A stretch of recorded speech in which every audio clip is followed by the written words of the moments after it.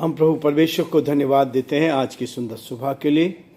परमेश्वर का धन्यवाद करते हैं कि आज सोमवार का दिन प्रभु ने हमें दिया है कि हम परमेश्वर के पवित्र चरणों में आए। इस महीने के अंतिम चरणों में हम हैं और परमेश्वर का धन्यवाद करते हैं कि हर दिन प्रभु में सुरक्षित रखता, आगे बढ़ाता है ताकि हम उसकी महिमा करें।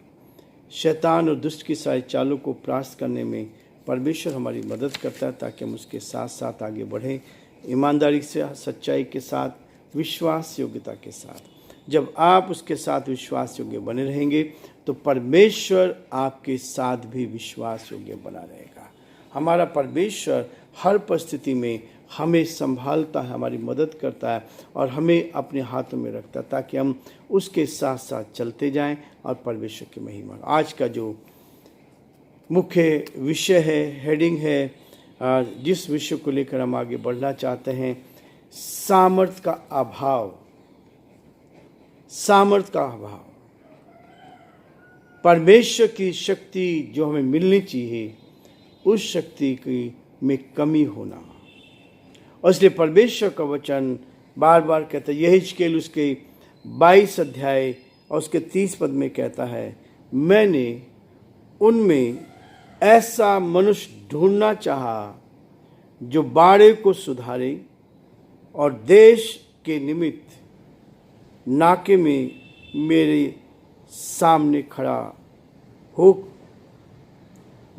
खड़ा हो कि मुझे उसको नाश ना करना पड़े।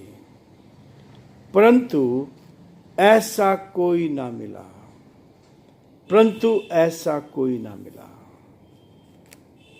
परमेश्वर अपने इस वचन के पढ़े और सुने जाने पर आशीष दे। जो अध्ययन हम कर रहे हैं, इब्रानियों के पत्र का अध्ययन हम कर रहे हैं, उसका 2 अध्याय और उसके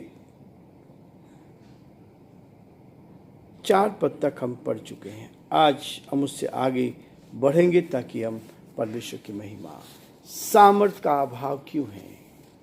जो शक्ति हमें मिलनी चाहिए, जो सामर्थ्य हमें परमेश्वर से मिलनी चाहिए, उसका अभाव मेरे और आपके जीवन में क्यों है? कहता है, उसने उस आने वाले जगत को जिसकी चर्चा हम कर रहे हैं सरदूतों के अधीन न किया, वरन किसी ने कहीं यह गवाही दी है, मनुष्य क्या है कि तू उसकी सुधि लेता, या मनुष्य का पुत्र क्या है कि तू उसकी चिंता करता है।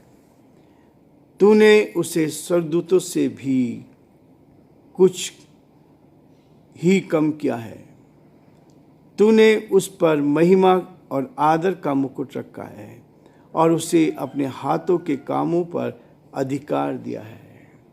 मैंने सब कुछ उसके पांव के नीचे कर दिया, इसलिए जबकि उसने सब कुछ उसके अधीन कर दिया तो उसने कुछ भी रख ना छोड़ा जो उसके अधीन ना हो।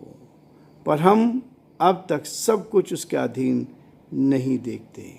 परमेश्वर अपने इस वचन की पढ़े और सुने जाने पर बरकत दे, आशीष दे, ताकि हम और अधिक परमेश्वर के साथ आगे बढ़कर परमेश्वर की महिमा करें। हमारा उद्धार करता, जिसने जीवन को बदला, जो हमारे जीवन में आशीष देता है, जो हमारे जीवन को संभालता है, जो हमारे जीवन को उत्तम से उत्तम आशीष से भरपूर करता है, जिसने हमें जीने का मौका दिया ताकि हम सही रास्ते पर चलकर ईमानदारी का जीवन, विश्वास योग्यता का जीवन हम जी सके और बहुतों के लिए आशीष का कारण बन सके। हर कोई पहचानता है आपको। एक परिवार में 3 या 4 बच्चे हैं। हमारे पड़ोसी, आसपास के लोग, हमारे रिश्तेदार इस बात को जानते हैं कि इनका स्वभाव कैसा है। दूर से बता देंगे लोग हमारे जीवन को देखते हैं, तोलते हैं, परखते हैं कि हमारा जीवन कैसा है। हमारे जीवन में शुद्धता हो, हमारे जीवन में पवित्रता हो, हमारे जीवन में वो सामर्थ्य हो जो परमेश्वर की सामर्थ्य है। उस सामर्थ्य को लेकर हमें आगे बढ़ना है। और इसलिए परमेश्वर का वचन कहता है कि मैंने उनमें ऐसा मनुष्य ढूंढना चाहा जो बाड़े को सुधारे और देश के निमित्त नाके में मेरे सामने खड़ा हो, कि मुझे उसको नाश करना ना पड़े। परंतु ऐसा कोई नहीं मिला। बड़े दुख की बात है।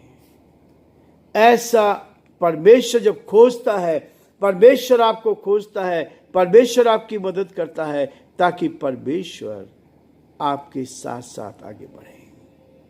वो तभी साथ आगे बढ़ेगा जब आप अंदर से साफ होंगे, अंदर से पवित्र होंगे, अंदर से परमेश्वर के साथ चल रहे होंगे, तभी वो आपको आगे ले जाएगा। इसलिए परमेश्वर का वचन कहता है प्रार्थना का जो अभाव है के कारण कि आज वर्तमान कलीसिया, आज जो कलीसिया है में सामर्थ्य का अभाव इसलिए है, वे कलीसिया को अपनी रविवार आराधना में उपस्थिति पर गर्व करती है।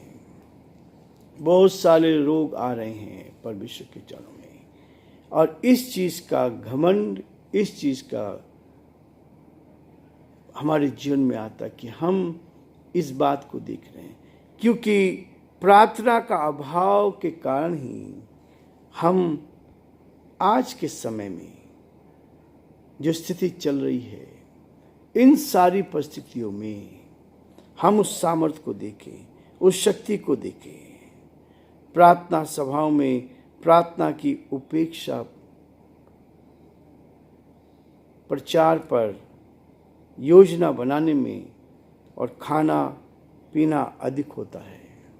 परमेश्वर चाहता है कि हम जीवन में ईमानदार बने। परमेश्वर ने सब कुछ दिया है, परमेश्वर ने हमें ब्लेसिंग दी है, आशीष दी है और सब प्रकार की भरपूरी दी है। इसलिए परमेश्वर का वचन यशायाह में कहता है, वो विलाप करता है और विलाप करके कहता है उसने देखा कि कोई भी पुरुष नहीं, और इससे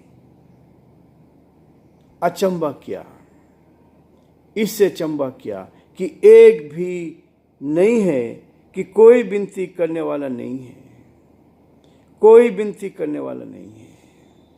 हमारी प्रार्थनाएं परमेश्वर के लिए आदर के योग्य हो, हमें कष्ट सहना चाहिए। देखिए परमेश्वर बचाता है, दानियल को बचाया।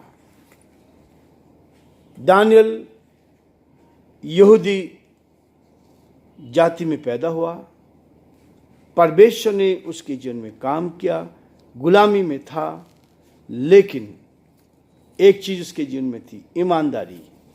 ईमानदारी के साथ, सच्चाई के साथ उसने दिन में 3 बार वो प्रार्थना करता था। आज भी यही जरूरत है कि हम दिन में कम से कम 3 बार तो प्रार्थना करें। प्रभु का वचन कह रहा है कि हम प्रभु के साथ लिपटे रहें। प्रार्थना का समय हमारे पास नहीं है। हम प्रभु के से बात करना नहीं चाहते हैं, और बात करते हैं तो अपनी अपनी बात उसको करते हैं। ये 2 वे होना चाहिए। आपने अपनी बात रखी, परमेश्वर आपसे क्या करता है, पहले हम उसकी बात सुने, परमेश्वर क्या चाहता है, परमेश्वर क्या कहता है। यीशु मसीह ने कहा, मैं तुम्हें एक नई आज्ञा देता हूं, जैसा संसार देता है ऐसा नहीं। ये नई आज्ञा है कि आपस में एक दूसरे से प्यार रखो, आपस में एक दूसरे से प्रेम करो। ये नई, जैसा मैंने किया है, यीशु मसीह ने सिखाया है। जब आखिरी प्रभु भोज अपने चेलों के साथ प्रभु ने बिताया, उससे कहा, उसने अपने चेलों को के पैरों को धोया, उनसे कहा, जैसा मैंने किया वैसे तुम भी एक दूसरे के पैर धोया करो। कितने जगह हम पैर धोते हैं, ये तो बाइबल में लिखा है। प्रभु भोज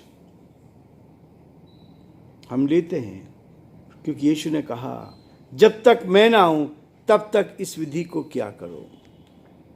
इसलिए परमेश्वर का वचन मुझे और आपको इस बात के लिए प्रेरित करता है कि हम उसके साथ साथ आगे बढ़कर उसकी महिमा करते चले जाएं।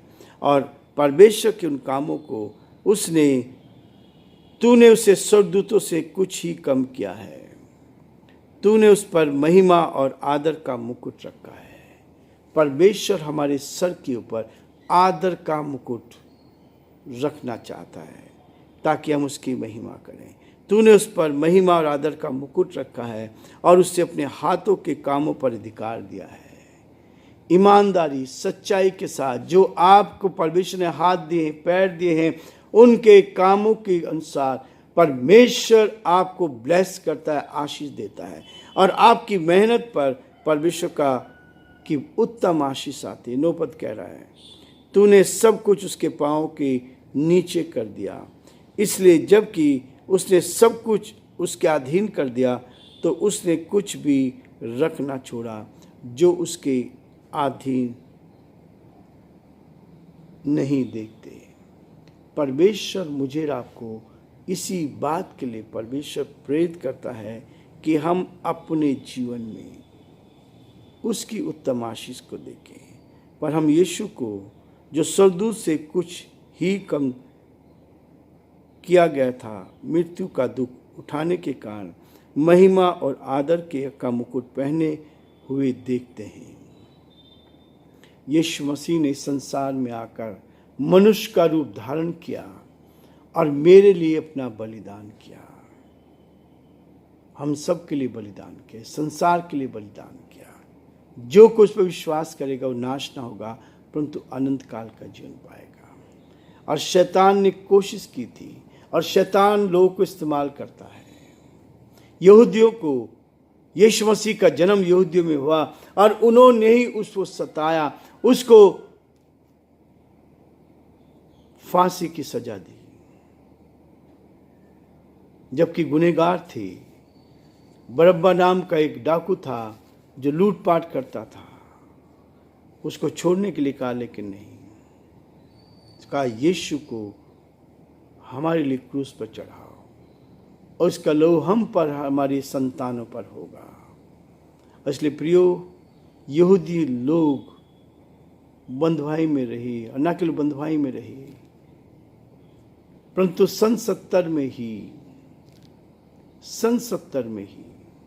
पहली सदी में ही सारे यहूदियों को अपना देश छोड़कर भागना पड़ा, क्योंकि यीशु का लहू ने कहा था इसका खून हम पर, हमारी संतानों पर होगा। कोई देश नहीं था उनका कोई देश नहीं था। सारी दुनिया में फैल गए अपनी जान को बचाने के लिए। लेकिन प्रियो, फिर से 1948 में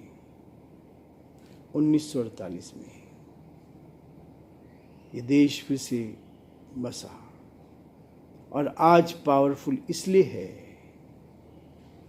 क्योंकि परमेश्वर की सामर्थ को उन्होंने देखा है। परमेश्वर की सामर्थ को देखा है। इसलिए परमेश्वर क्या करता है, वो इज़राइलियों को अपनी निज संतान कहता है और उन्होंने इसको सूली पर चढ़ाया। ये होता है। इसलिए परमेश्वर चाहता है कि हम सामर्थ का जो भाव है, प्रार्थना इन दिनों हमारे पास होनी चाहिए। दानियल ने जीत पाई, 3 दिन में 3 बार प्रार्थना करता था और जीत पाना। इन दिनों प्रार्थना के लिए हमें अपने घुटनों में झुकना है, परमेश्वर की महिमा करनी है। प्रिय, आज हम ये रुकेंगे। प्रभु आप सबको बहुत बड़ी बरकत दे, आशीष दे। कल फिर हम आगे बढ़ेंगे ताकि हम परमेश्वर की महिमा कर सकें।